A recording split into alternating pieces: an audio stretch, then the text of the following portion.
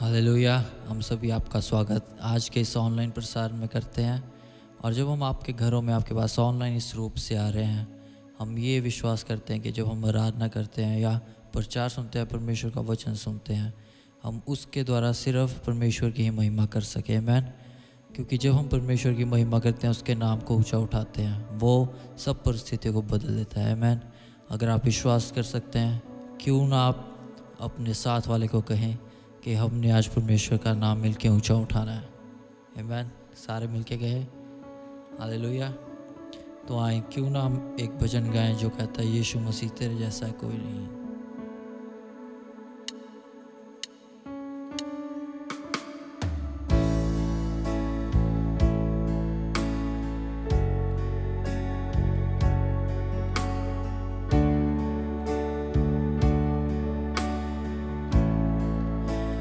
यीशु मसीह तेरे जैसा है कोई नहीं, तेरे चरणों में झुके आसमां और महिमा गाए ज़मीं। यीशु मसीह तेरे जैसा है कोई नहीं, तेरे चरणों में झुके आसमां और महिमा गाए ज़मीं। हम गाए हो सना,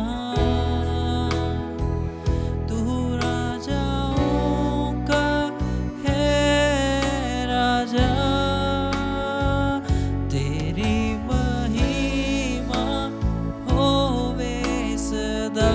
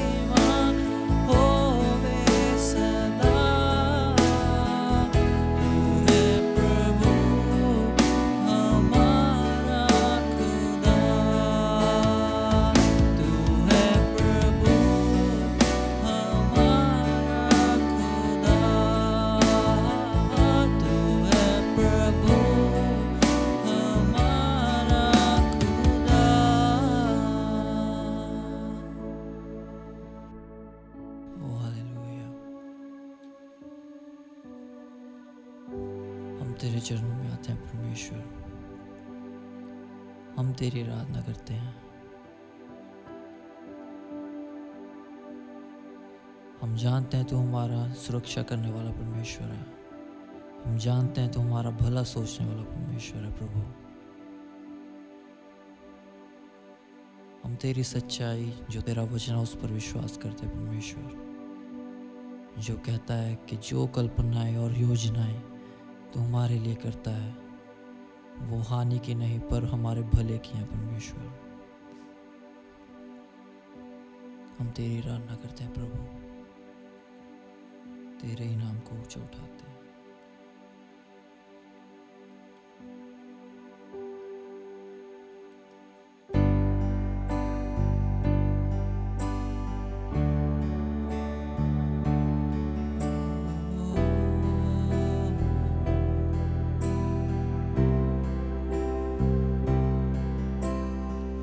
मैं जहाँ हूँ तेरी योजना है, मैं जैसा हूँ तेरी रचना, मेरा जीवन तेरे हाथों में,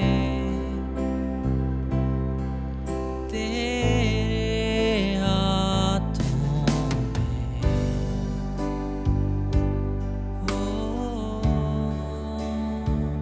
तेरे हाथों में,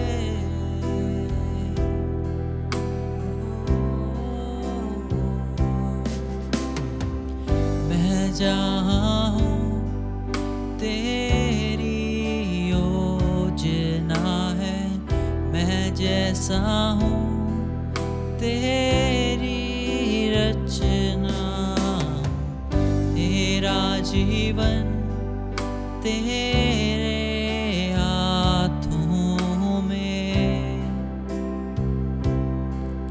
तेरे हाथों में,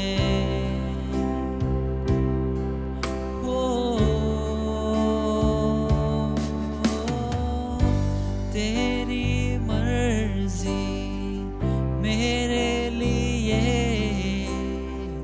हानि और नाश की नहीं, तू चाहे सिर्फ भलाई मेरे जीवन में सदा, तेरी मर्जी, तेरी मर्जी मेरे लिए हानि और नाश की नहीं, तू चाहे सिर्फ भलाई मेरे जीवन में सदा, मैं हूँ अटल तेरे वादों पे, ना कोई शस्त्र रोकेगा मुझे, जंजीरों को तोड़ा है तूने, तोड़ा है तूने, विश्वास के साथ गाएं, वो तोड़ दिया तूने, तेरी मर्जी मेरे लिए हानि और नाश की नहीं, तू चाहे सिर्फ भलाई मेरे जीवन में सदा, तेरी मर्जी मेरे लिए हानि और नाश की नहीं, तू चाहे सिर्फ भलाई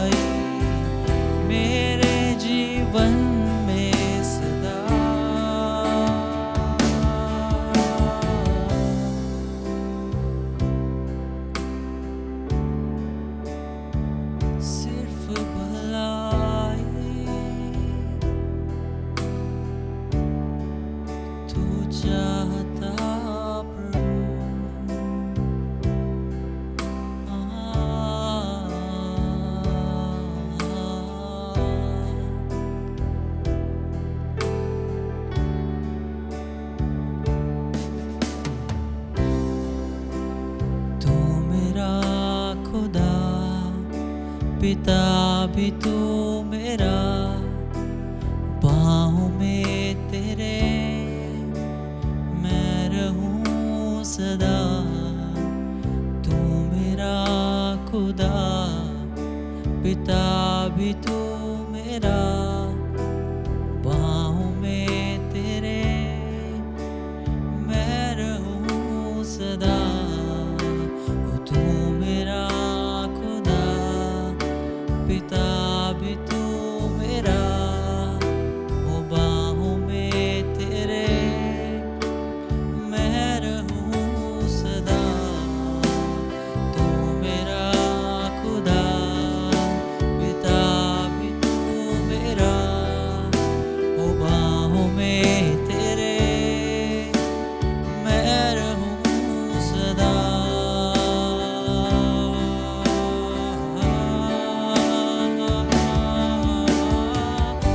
तेरी मर्जी मेरे लिए हानि और नाश की नहीं। तू चाहे सिर्फ भलाई मेरे जीवन में सदा। तेरी मर्जी मेरे लिए हानि और नाश की नहीं। तू चाहे सिर्फ भलाई मेरे जीवन में सदा।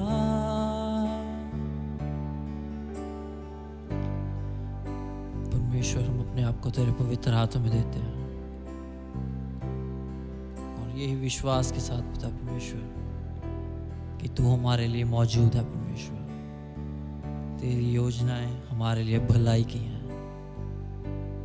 परमेश्वर, तेरी आराधना हम मिलके करते हैं आज के दिन। जब तेरा वचन भी सुने परमेश्वर,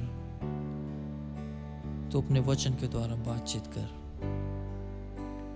यीशु के नाम से इस प्रार्थना को मांगते हैं, सुन और कबूल कर। आमीन। ਸਾਰਿਆਂ ਨੂੰ ਜੈ ਮਸੀਹ ਦੀ। ਅੱਜ ਦਾ ਜੋ ਐਤਵਾਰ ਹੈ ਇੱਕ ਬਹੁਤ ਹੀ ਵਿਸ਼ੇਸ਼ ਐਤਵਾਰ ਹੈ ਜੋ ਮਦਰਸ ਡੇ ਕਰਕੇ ਅਸੀਂ ਸੈਲੀਬ੍ਰੇਟ ਕਰ ਰਹੇ ਹਾਂ। ਤੋ ਉਸ ਤੋਂ ਪਹਿਲਾਂ ਜੋ ਹੈ ਕਿ ਪ੍ਰਭੂ ਦੀ ਆਰਾਧਨਾ ਜੋ ਅਸੀਂ ਦੇਣ ਦੇ ਦੁਆਰਾ ਕਰਦੇ ਹਾਂ, ਮੈਂ ਇਹ ਬੇਨਤੀ ਕਰਾਂਗਾ ਹੋਰ ਸਮਾਂ ਨਾ ਲੈਂਦੇ ਹੋਏ ਆਪਣੇ ਹੱਥਾਂ ਦੇ ਵਿੱਚ ਅਸੀਂ ਭੇਟ ਲੈ ਤੇ ਪ੍ਰਾਰਥਨਾ ਕਰੇ। ਜਦ ਕਿ ਇਸ ਮੁਸ਼ਕਿਲ ਦੇ ਦੌਰ ਵਿੱਚ ਵੀ ਇਹ ਇੱਕ ਬੀਜ ਅਸੀਂ ਜੋ ਬੀਜ ਰਹੇ ਹਾਂ, परमेश्वर उसका प्रतिफल देने वाला परमेश्वर है। तो मैं विनती करांगा अपने हत्थां 'ਚ भेंट ले ते अपनी अखां नूं असीं बंद करांगे। प्यारे स्वर्गीय पिता, असीं धन्नवाद दिंदे हां कि इस मुश्किल दौर विच भी तुसीं यहोवा ईरे हो जो साडे ज़रूरतां नूं अद्भुत तरीके दे नाल पूरा कर रहे हो। असीं ये जाणदे हां ते विश्वास करदे हां कि लगातार तुसीं प्रभु साडी मदद करोगे। ते प्रभु जिवें ਤੁਹਾਡਾ ਵਚਨ ਵੀ ਆਖਦਾ ਹੈ ਕਿ ਜਿੰਨਾ ਅਸੀਂ ਬੀਜਾਂਗੇ ਉਨਾ ਹੀ ਅਸੀਂ ਕੱਟਾਂਗੇ ਵੀ।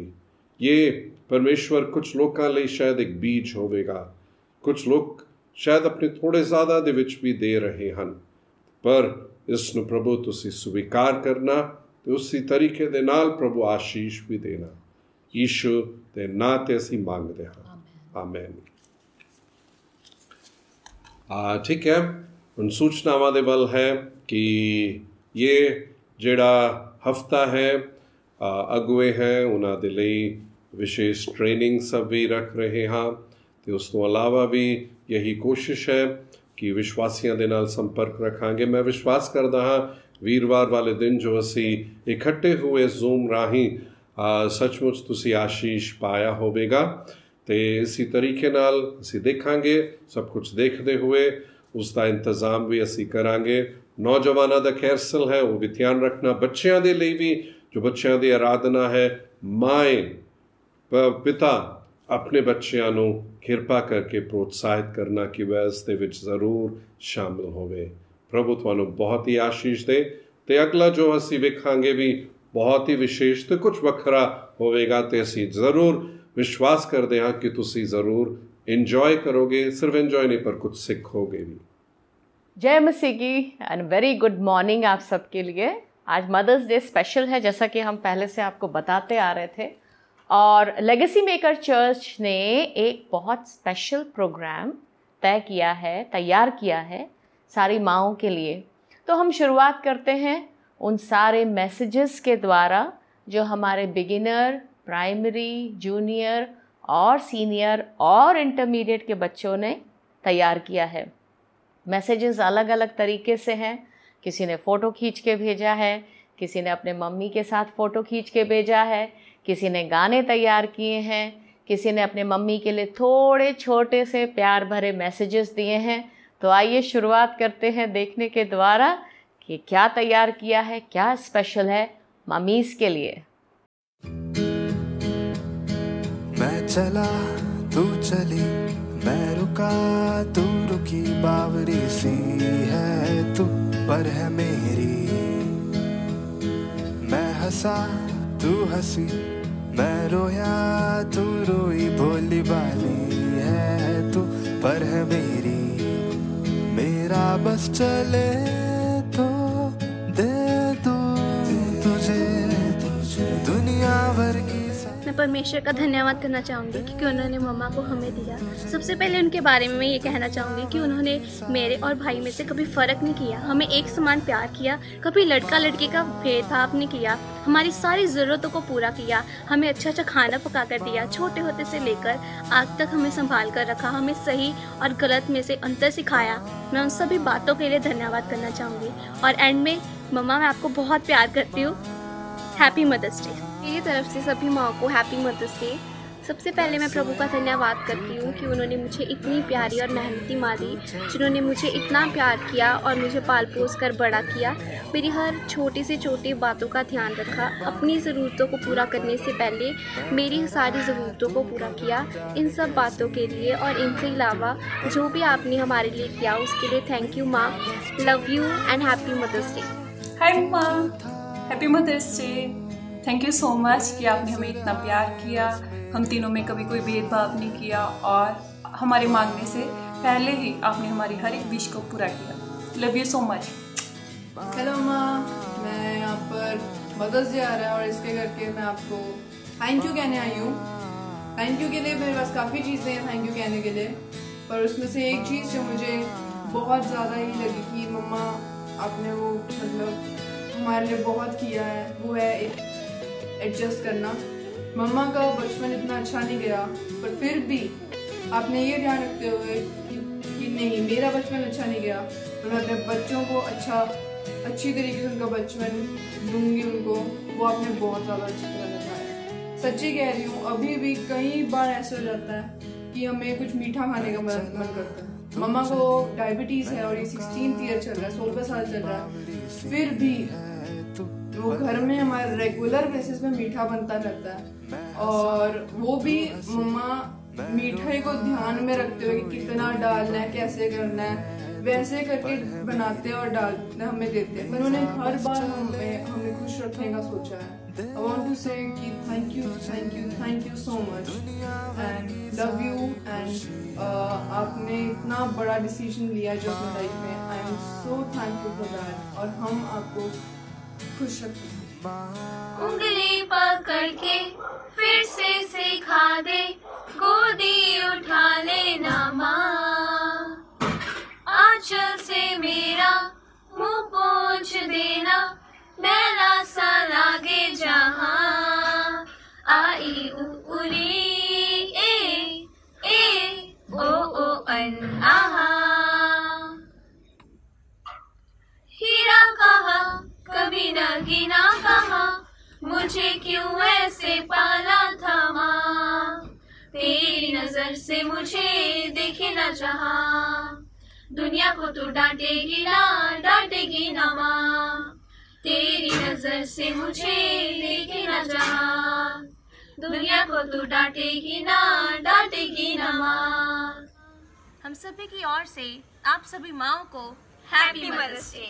हैप्पी मदर्स डे उन सब के लिए जिन तक ये मैसेज पहुंचा है और जिनके लिए इन बच्चों ने ये दिन आज स्पेशल बनाया है। उसी के साथ साथ कुछ माएँ हैं जो नई माएँ बनी हैं, छोटे छोटे बच्चे हैं, 6 महीने भी नहीं हुए हैं उन्हें माँ बने हुए। तो एक माँ बनने का एहसास कैसा होता है जब उनको पता चला कि वो प्रेग्नेंट हैं और जब उनके हाथ में बच्चा पकड़ाया गया, तब से लेकर अभी तक क्या फीलिंग्स थी, कुछ माँओं ने हमारे साथ बांटा है। तो ये 2 माएँ हैं जो नई नई माँ बनी हैं, तो हमने उनसे कहा कि आप अपने मैसेजेस को दीजिए और उन्होंने दिया भी है। आइए देखते हैं उनका क्या कहना है। सभी को जय मसीह की। मेरा नाम ज्योति है, मैं 28 ईयर की हूँ। 16 फरवरी 2020 में प्रभु यीशु मसीह ने मुझे एक बच्चे के साथ ब्लेस किया। इसका नाम रियांश है, ये बेबी बॉय है। मैं प्रभु का इस चीज़ के लिए बहुत बहुत धन्यवाद देती हूँ। जब ये छोटा था तो इसका रिस्पॉन्स अभी उतना नहीं था जितना होना चाहिए था, जितना मुझे फीलिंग आता था। अब जब बड़ा हो गया तो इसका वो रिस्पॉन्स आने लगा, ये हंसने लगा, खेलने लगा और मेरी और जब देखता है तो मुझे बहुत अच्छा लगता है।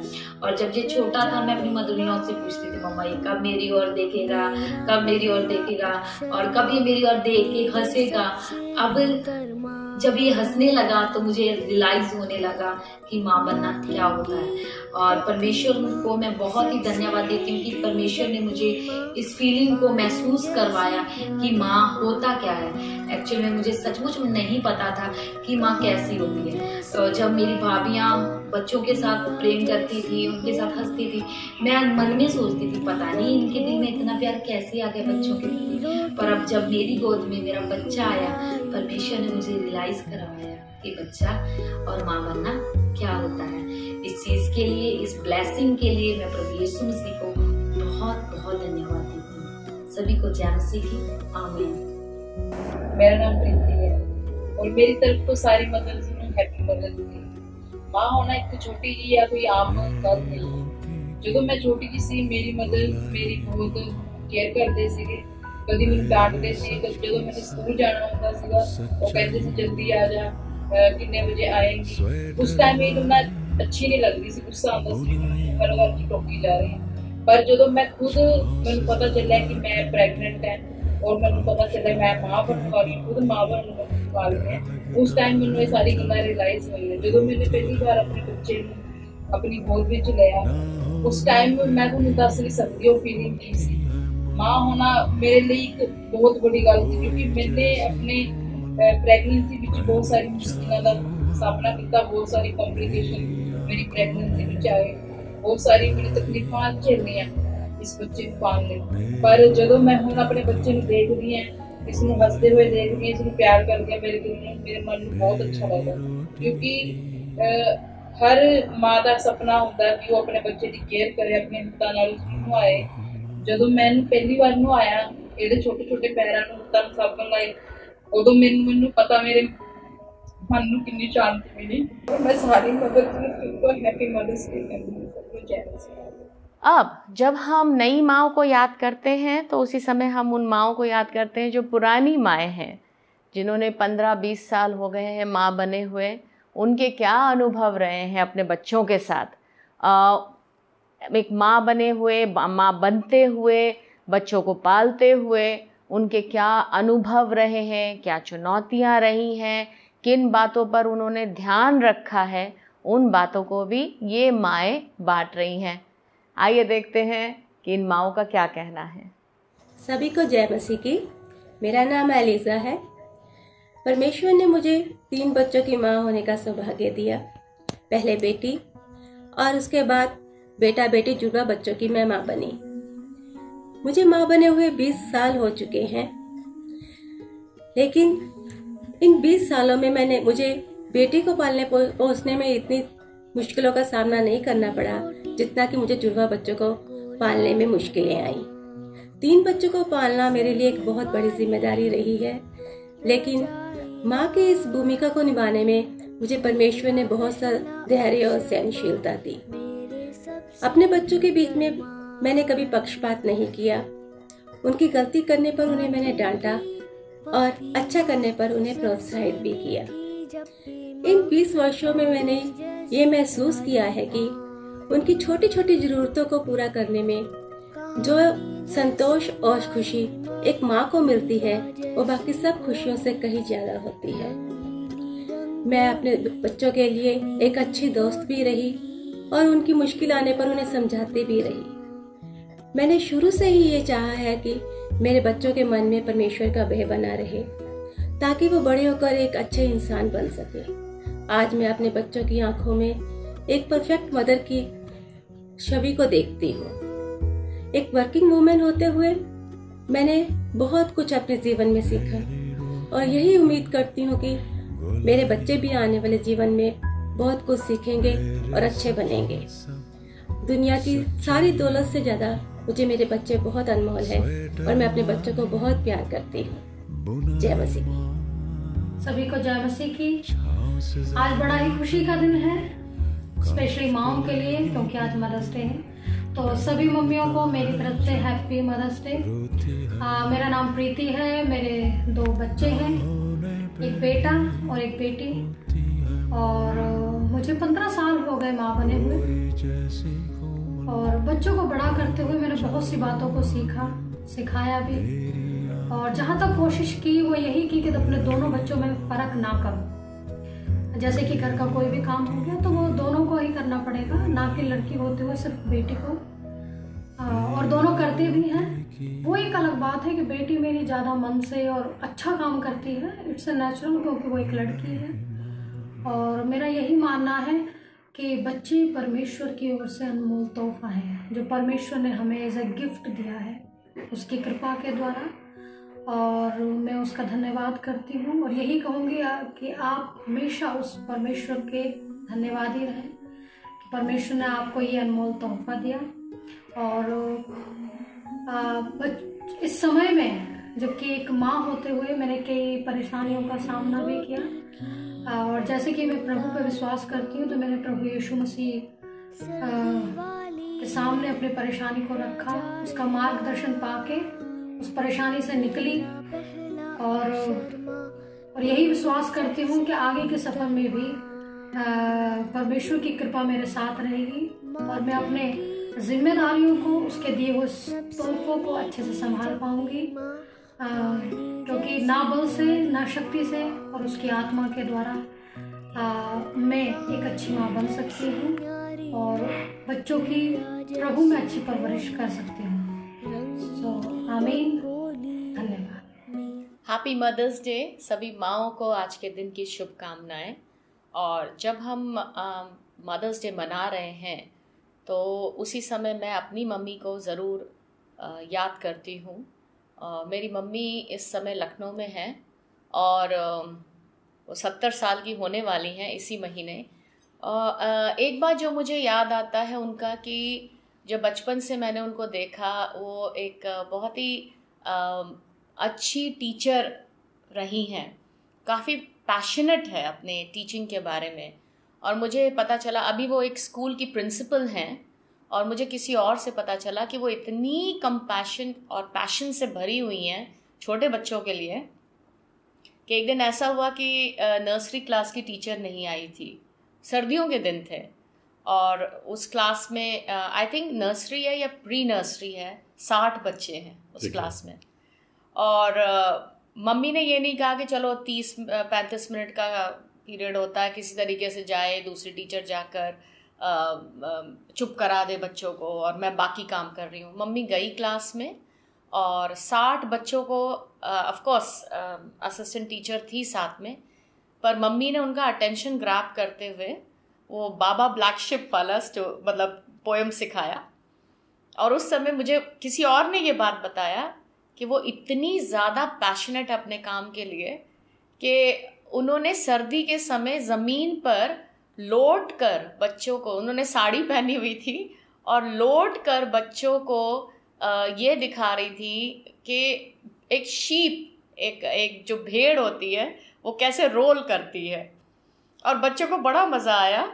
और ये 2 साल पहले की बात है, तो अभी वो 70 मतलब 68 की एज में मम्मी का ये था, मतलब बहुत ही पॉपुलर अपने टाइम पे वो एक ट्यूशन टीचर रही हैं, जहाँ मुझे इतना भी याद है कि लोग आते थे घर में, प्लीज़ हमारे बच्चों को पढ़ा दीजिए, प्लीज़ हमारे बच्चों को पढ़ा दीजिए, पर क्योंकि मम्मी के पास टाइम नहीं होता था, सवेरे स्कूल होता था, शाम को ट्यूशन 4 बजे से स्टार्ट हो जाता था और 8 साढ़े 8 तक तो मुझे याद है कि ट्यूशन चलते, बैचेस में बच्चे आते थे और मम्मी पढ़ाती थी और इतने प्यार से पढ़ाती थी कि कई बार पेरेंट्स हमारे घर में आते थे और कहते थे मैम प्लीज़ पढ़ा दीजिए, मैडम प्लीज़ पढ़ा दीजिए, पर मम्मी हैड टू टर्न डाउन उनका रिक्वेस्ट, मम्मी को मना करना पड़ता था क्योंकि एक टाइम पे मम्मी को कितने बच्चों पे ध्यान दे सकती हैं, सिर्फ उतने ही बच्चे लेती थी। ये नहीं है कि पैसा आ रहा है तो चलो हम बाकी बच्चों को भी पढ़ा लें, कैसे भी एडजस्ट। मम्मी कहती थी नहीं, मैं इससे ज़्यादा बच्चों पे ध्यान नहीं दे पाऊँगी एक टाइम पे, मैं उन्हीं को अच्छे से पढ़ाना मांगती हूँ। तो वो मुझे याद है कि जब वो पढ़ाती थी और जब वो किस तरीके से बच्चों को देखती थी, वो एक रियली मुझे मम्मी का याद है, मेरी मम्मी का। तो मेरे लिए मतलब मेरी माँ का वो तस्वीर मेरे जहन में है। तुम्हारी मम्मी का कैसे? कुछ बातें में से मेरे ख्याल से 3 ऐसे पॉइंट्स जो मैं ज़रूर हाईलाइट करना चाहूँगा, वो ये है कि एक तो खाना वो बहुत ही अच्छा बनाते थे। अभी ऑफ कोर्स फिज़िकली इतना ये नहीं होने के कारण नहीं बना पाती, और ये ध्यान ज़रूर रखते थे कि जब हम स्कूल, ख़ास तौर पे जब बैंगलोर का था तो घर बहुत ही करीब था, और ये ध्यान देती थी कि हमारे लिए ताज़ा खाना जो है कि लेकर आए, तो वो लेकर मतलब आकर हम मतलब खाते थे। और खाने मुझे भी कई साउथ इंडियन डिशेस उन्होंने ही सिखाए हैं।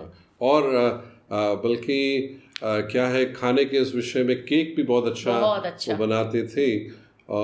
तो बाइबल कॉलेज में जब थे तो छुट्टियों के लिए जब जाते और वापस बाइबल कॉलेज आने का होता था, तो एक चीज़ जो ज़रूर बना के देती थी वो था केक। और हमारा एक गैंग ऑफ फ्रेंड्स था और हम सब टी टाइम के टाइम बिल्कुल गायब हो गए। कहाँ, हम सब एक रूम में इकट्ठे होते और वो एक केक था जो सभी उसकी इंतज़ार में रहा करते थे। दूसरी बात यह है कि मम्मी का जो हमारे पालन पोषण के लिए जो उन्होंने सैक्रिफाइस किया, बलिदान किया एक तरीके से। डैडी क्योंकि आर्मी में थे, तो आर्मी लाइफ ऐसा होता है कि अलग अलग जगहों में ट्रांसफ़र होते हैं। कुछ ऐसे जगह भी जहाँ पे फील्ड एरिया कहने का मतलब परिवार वहाँ नहीं रह सकते हैं, और कुछ ऐसे जगह जहाँ परिवार रह भी सकते थे। ख़ास तौर पे मेरे ख्याल से मेरे पढ़ाई का थोड़ा हॉस्टल में रहने के द्वारा ज़्यादा ही प्रभावित हो गया, और उसके कारण वो उनको ये चुनना था कि डैडी के साथ रहे या हमारे साथ रहे। तो उन्होंने चॉइस ये किया कि वो हमारे साथ मतलब रहे, एक सैक्रिफाइस एक पत्नी होते हुए भी है। और तीसरी बात जो मैं ये ज़रूर कहना चाहूँगा कि एक तरीके से सेवा में आने के लिए एक इंसिडेंट जो था, डैडी का ट्रांसफ़र तांगसे में हुआ और मेरे भाई और मैं थे जो इंडस रिवर पता नहीं हिंदी में क्या बोलते हैं, इंडस की नदी थी जो पहाड़ों से बहकर आते थे, और वहाँ पर एक जो फील्ड एरिया था, एक चीज़ रिक्रिएशन जो था हमारे लिए वो था कि मच्छी पकड़ना था।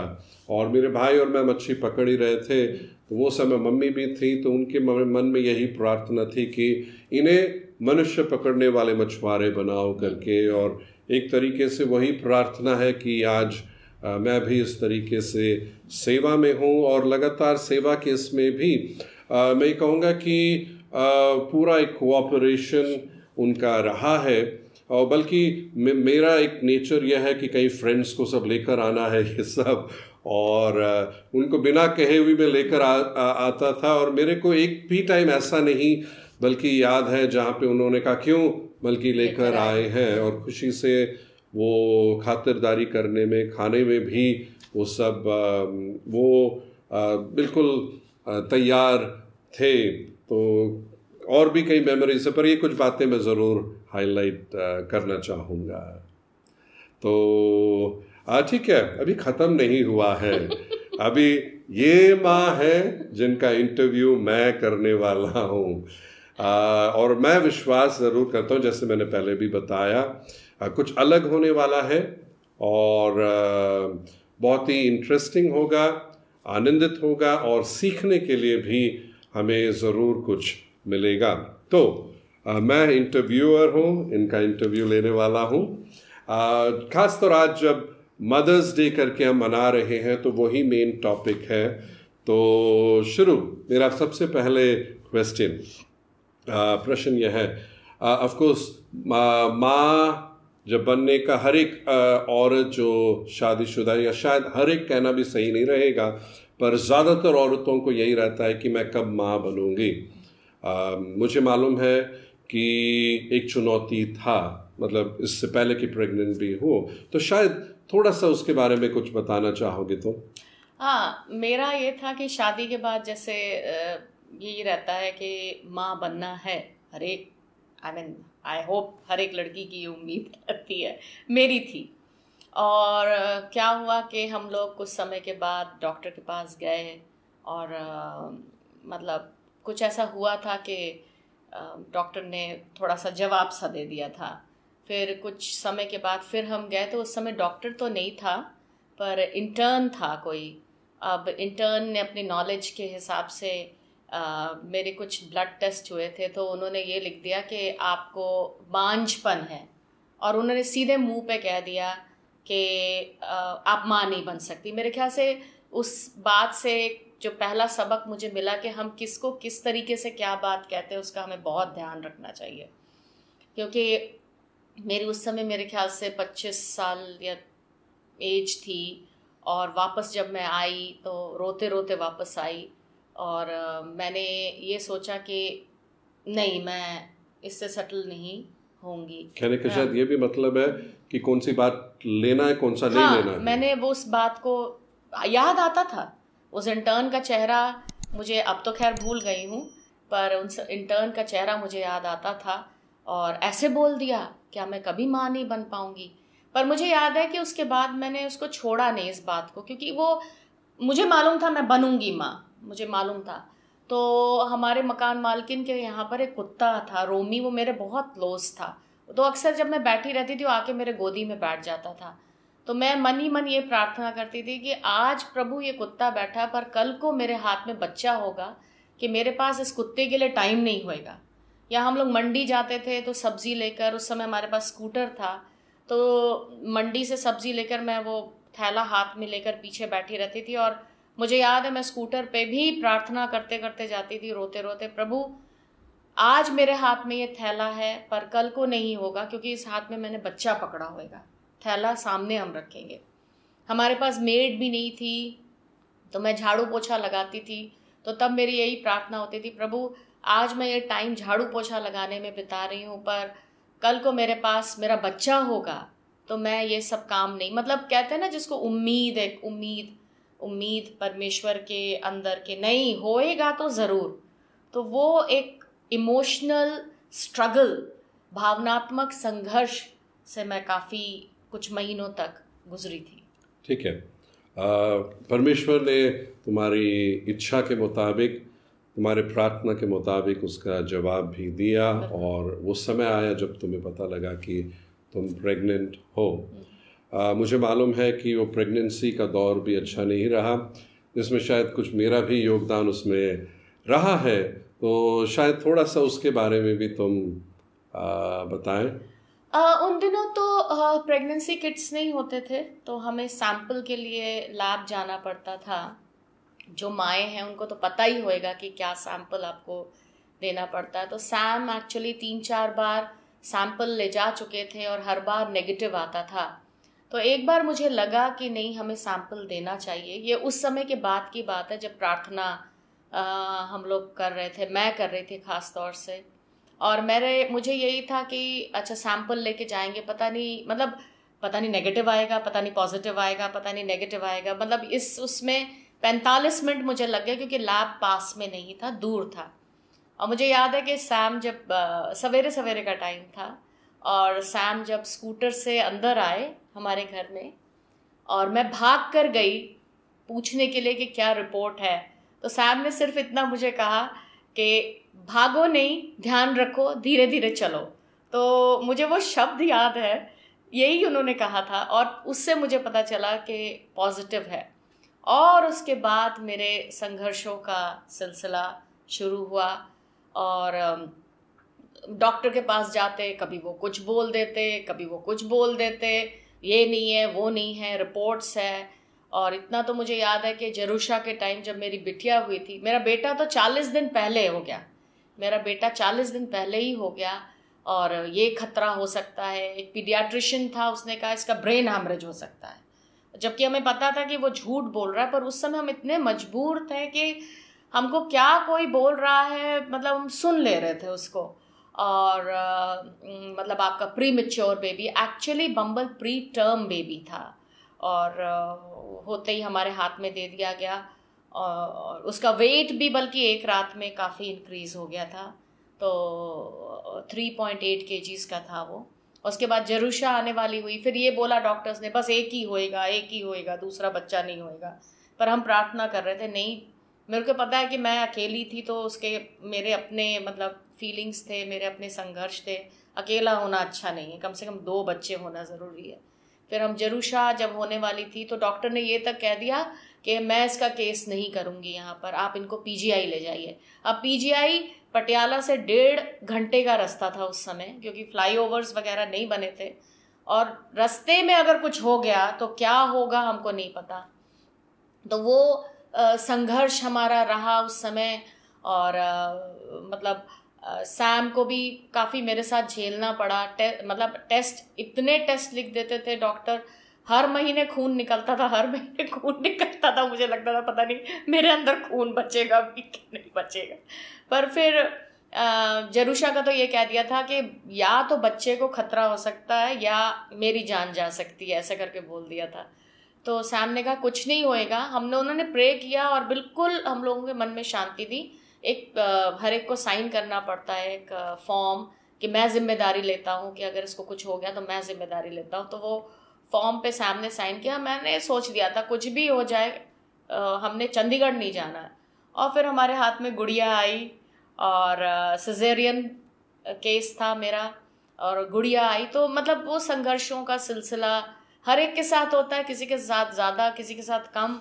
मेरे लिए मेरे बच्चे इसलिए ज़्यादा प्रेशियस हैं क्योंकि जहाँ डॉक्टर ने मतलब इंटर्न ने कह दिया था बच्चा ही नहीं हो सकता, प्रभु ने इतनी आशीष दी, आज मेरे पास 1 नहीं 2 बच्चे हैं।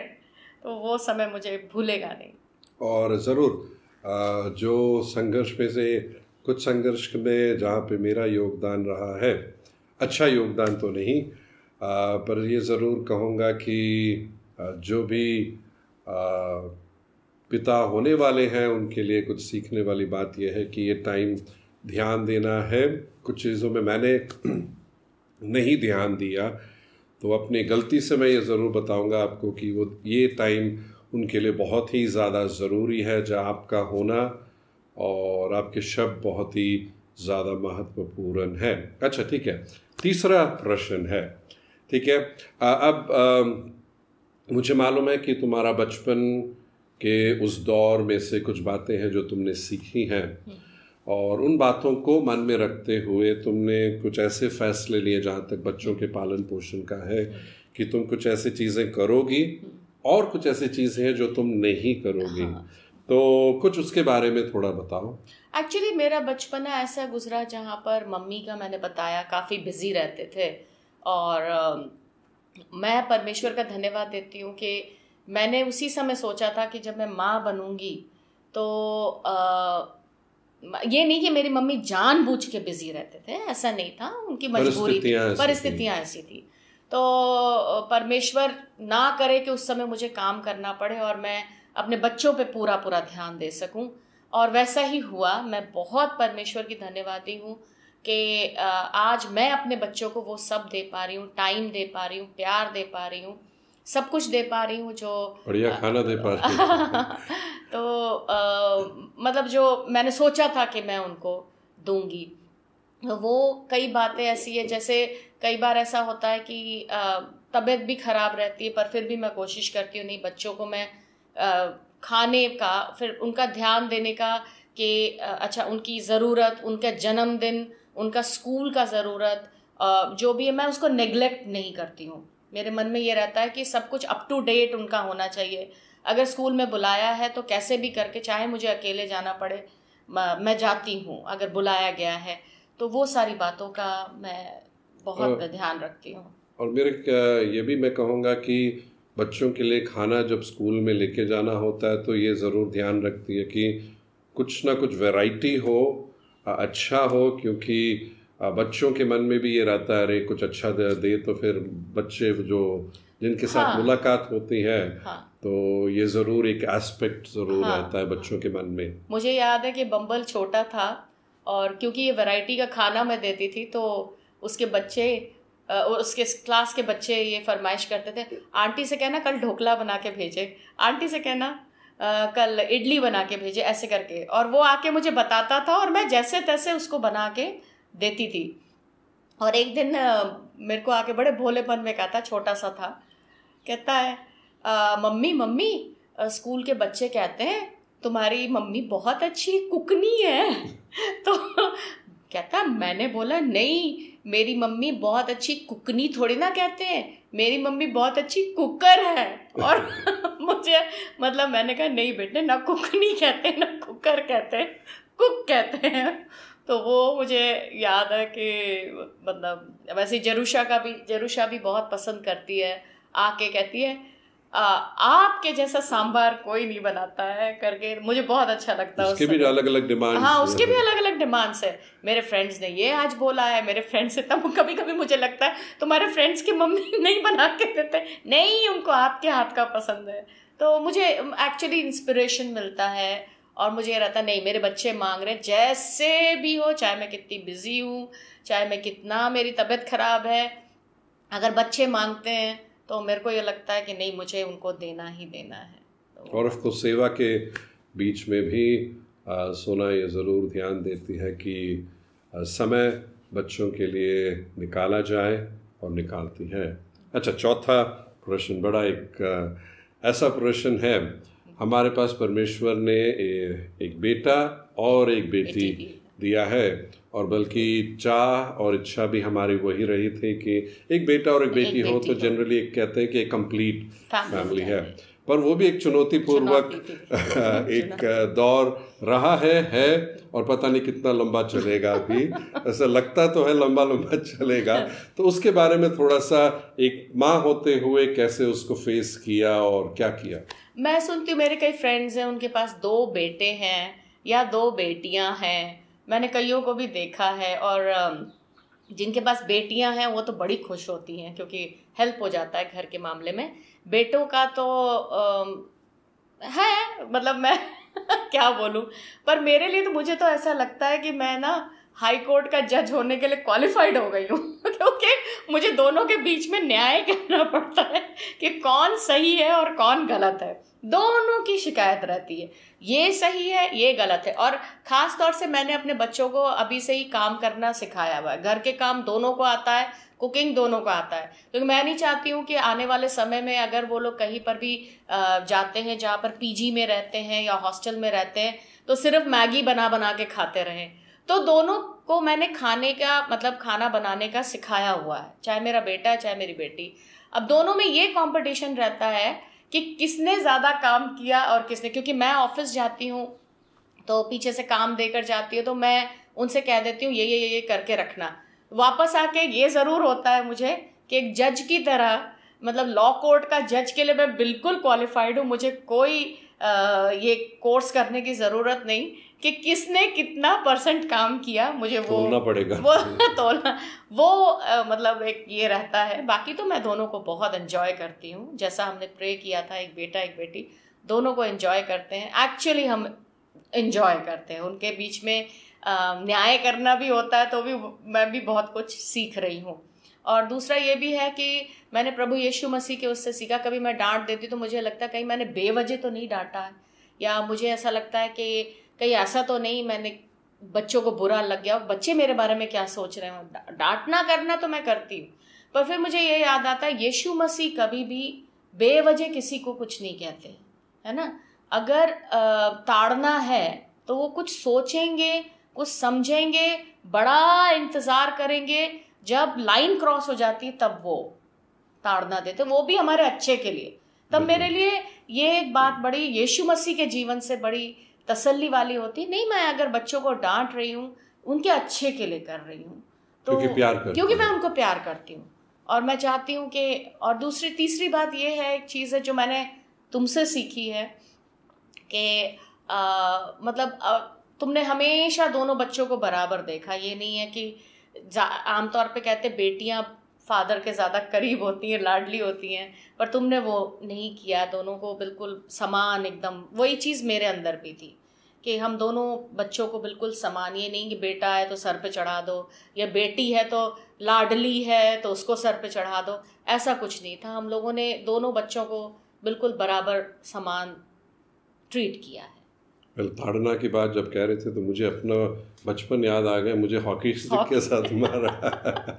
चलो एनीवे, लास्ट एक प्रश्न है, और जहाँ तक बच्चों के पालन पोषण के इस विषय से है, मुझे मालूम है कि तुम बस अभी का ही मन में रखते हुए नहीं कि अभी करेंगे बाद में फिर आगे देखेंगे करके, वैसा तुमने नहीं पाला है, पर फिर हम दोनों के मन में ये रहा है कि भविष्य को मन में रखते हुए, तो थोड़ा उसके बारे में बता सकती हो, क्यों भविष्य का सोचा और क्या क्या कुछ है जो तुम कर रही हो? वो मैं ये ज़रूर कहूँगी कि मैंने सैम के पेरेंट्स से सीखा है। उन्होंने जिस तरीके से मेरे देवर और सैम को पाला है, मतलब मैं बहुत सारी ऐसी बातें, मैं ये नहीं कि वो मेरे हस्बैंड है सिर्फ इसलिए कि मेरे मदर इन लॉ और फादर इन लॉ ने जिस तरीके से मेरे हस्बैंड को और मेरे देवर को पाला है, जो उनका सोच है, जो उनका बात करने का तरीका है, वो उससे मैंने बहुत कुछ सीखा। और इसी बात ने मुझे इंस्पायर किया, मुझे प्रेरित किया कि मैं अपने बच्चों को उसी तरीके से पालूं। एक चीज़ जो मैं और सैम करते हैं वो है इनके भविष्य के लिए प्रार्थना करना, इनकी कहाँ पर इनकी सेवा है या क्या है जो प्रभु चाहता है आने वाले दिनों में दोनों बच्चे करें। और इनकी शादियों के लिए भी हम अभी से प्रार्थना कर रहे हैं। और यही नहीं, कई बार ऐसा होता है बच्चे ये कहते उन्होंने तो ऐसे किया है, तो हम लोग दोनों ये कहेंगे नहीं, उन्होंने क्या किया तुमने उनके पॉइंट ऑफ व्यू से नहीं सोचना है, तुमने इस पॉइंट ऑफ व्यू से सोचना है कि तुमने क्या किया। कई बार तो ऐसा भी हुआ है कि हम लोग एक लॉस में गए हैं जहाँ पर हम कुछ कह भी सकते थे किसी और को, पर हमने कुछ चुना, हम दोनों ने चॉइस किया कि हम किसी और को कुछ नहीं कहेंगे, पर हम अपने बच्चों को सिखाएंगे क्या सही है क्या गलत है। हमेशा ये ज़रूर हम अपने बच्चों से कहते आए हैं, चूज़ द राइट। हम प्रे भी वैसे ही करते हैं, हम प्रार्थना भी वैसे ही करते हैं, चूज़ व्हाट इज़ राइट, है ना।